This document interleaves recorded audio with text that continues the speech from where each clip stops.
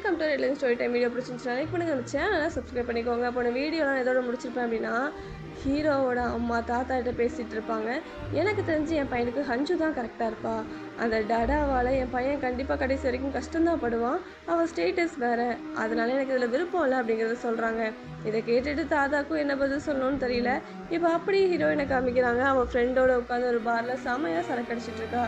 ஏன்னா அவள் ரொம்ப கவலையாக இருக்கா இல்லையா, அதனால் சரக்கு அடிச்சுட்டு அப்படியே புலம்பிகிட்டு இருக்கா.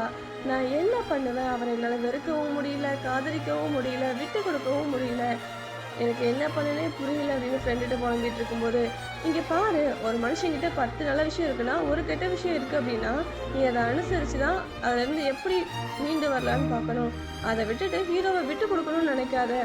கண்டிப்பாக நீ ஃபைட் பண்ண உன்னால் சக்ஸஸ் ஆக முடியும் அப்படின்னு ஹீரோயினோட ஃப்ரெண்டு சொல்ல, என்னமோ சொல்கிற, இரு நான் ரெஸ்ட் ரூம் போயிட்டு வரேன் அப்படின்னு அங்கேருந்து எந்திச்சு போகிறா ஹீரோயின். அப்போ கரெக்டாக ஹீரோயினுக்கு ஹீரோ கால் பண்ண அதை அந்த ஃப்ரெண்டு அட்டென்ட் பண்ணி எங்கே இருக்காங்க என்ன ஏது எல்லா விஷயத்தையும் சொல்லிடுறா. இதை கேட்ட ஹீரோ அடுத்த 5 நிமிஷத்தில் அங்கே வந்து நிற்கிறான். ஹீரோயினும் பாரை விட்டு வெளியே வர்றா. ஹே லீஜன், நீங்கள் எங்கே இந்த பக்கம் அப்படின்னு சொல்லிட்டு ஹீரோவோட கன்னத்தை பிடிக்கிறா, கட்டி பிடிக்கிறா. ஹீரோவும் ஹீரோயினை பார்த்துட்டு, என்னடி கோலம் இது, ஏன் இவ்வளோ குடிச்சிருக்க, குடிகாரி குடிகாரி அப்படின்னு ஹீரோ சொல்லும்போது, இல்லையே நான் குடிக்கவே இல்லை அப்படின்னு ஹீரோயின் சொல்கிறா. அதான் அவனை பார்த்தாலே தெரியுது, குடிகாரியோட மொத்த உருவமே நீ மட்டும் தாண்டி அப்படின்னு ஹீரோ சொல்கிறான். ஹீரோயினும் இல்லை லீஜன் அப்படின்னு சொல்லிட்டு அப்படியே அந்த போதையில் உளறிட்டு இருக்கா. இப்போ ஹீரோயினை பிடிச்சிட்டு, நான் இவளை பார்த்துக்கிறேன், நீங்கள் இங்கேருந்து கிளம்புங்க அப்படின்னு ஃப்ரெண்டு அனுப்பிச்சி வைக்கிறான். ஃப்ரெண்டும் போகும்போது, எனக்கு நைட்டு அவங்களுக்கு நல்ல நைட்டாக அமைய வாழ்த்துக்கள் அப்படின்னு கிண்டல் பண்ணிவிட்டு அங்கேருந்து கிளம்புறா. இப்போ ஹீரோயினோட அவளோட ரூமுக்கு கூட்டிகிட்டு வந்து உட்கார வச்சு, என்னடி ஆச்சு, குடிகாரி எத்தனை பாட்டில் குடிச்ச அப்படின்னு ஹீரோ கேட்கும்போது, நான் குடிக்கவே இல்லை, வெறும் 4 பாட்டில் தான் குடித்தேன் அப்படின்னு ஹீரோயின் சொல்கிறா. அடி பாவி அப்படின்னு ஹீரோ சிரிச்சுக்கிட்டே, என்ன ஆச்சு அப்படின்னு கேட்குறான்.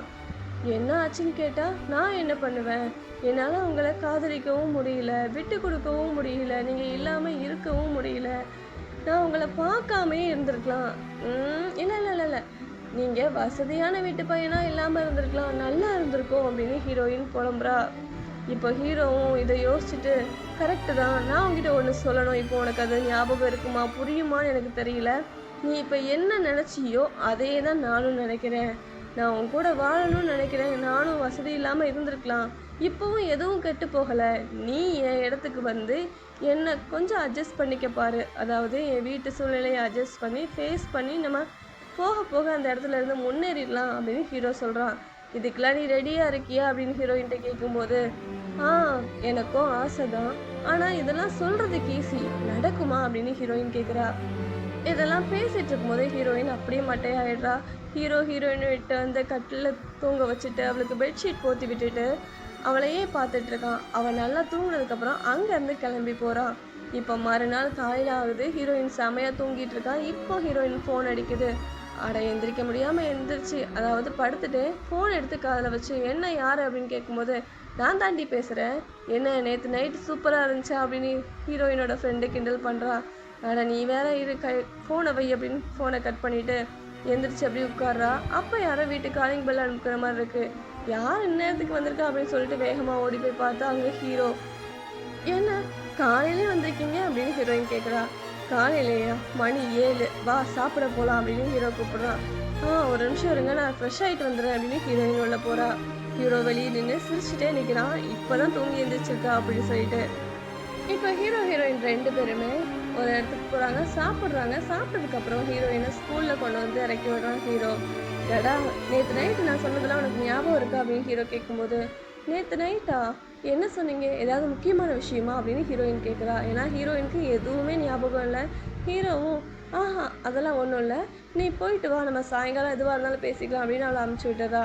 ஹீரோயினும் ஸ்கூலுக்கு வர்றா. அவளோட எல்லா வேலையும் முடியுது. சாயங்காலம் கொஞ்சம் வேலை அதிகமாக இருந்ததுனால அதை எல்லா வேலையும் முடிச்சுட்டு அவன் அங்கேருந்து கிளம்புறா.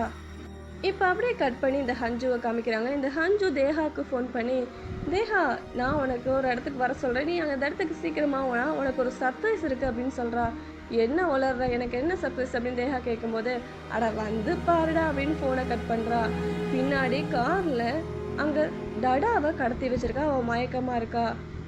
இங்கே டடா கடத்தப்பட்டது தெரியாமல் ஹீரோ ரொம்ப நேரமாக ஸ்கூலுக்கு வெளியே வெயிட் பண்ணிட்டு இருக்கான் ஹீரோயின் வருவான்னு.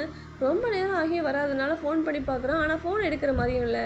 சரி ஃபோனும் எடுக்கலேன்னு உள்ளே போய் பார்த்தா கீழே ஃபோன் இருக்குது ஸ்கூலுக்குள்ளேயே. இதை பார்த்ததும் ஹீரோக்கு டவுட் ஆயிடுது. ஃபோனை கீழே போட்டு போயிட்டு இங்கே எதுவும் தப்பாக நடந்த மாதிரி இருக்கே அப்படின்னு சொல்லி ஹீரோ நினச்சிட்டு அவனோட அசிஸ்டண்ட்டுக்கெலாம் ஃபோன் பண்ணி இந்த இடத்தோட சிசிடிவி கேமராவை உடனே செக் பண்ணி ஆகணும், அதுக்கான வழியை பாருங்கள் சீக்கிரம் அப்படின்னு சொல்கிறான். அதே நேரத்தில் இங்கே ஹஞ்சுவும் தேகாவும் மீட் பண்ணுறாங்க. என்னை எதுக்கு இங்கே இப்போ கூப்பிட்டேன் அப்படின்னு தேகா கேட்கும்போது, அதுவா உனக்கு ஒரு சர்ப்ரைஸ் வச்சுருக்கேன், இந்த ரூமில் போய் பாரு உனக்கு தெரியும் அப்படின்னு ஒரு ரூம் கீ கொடுக்குறா.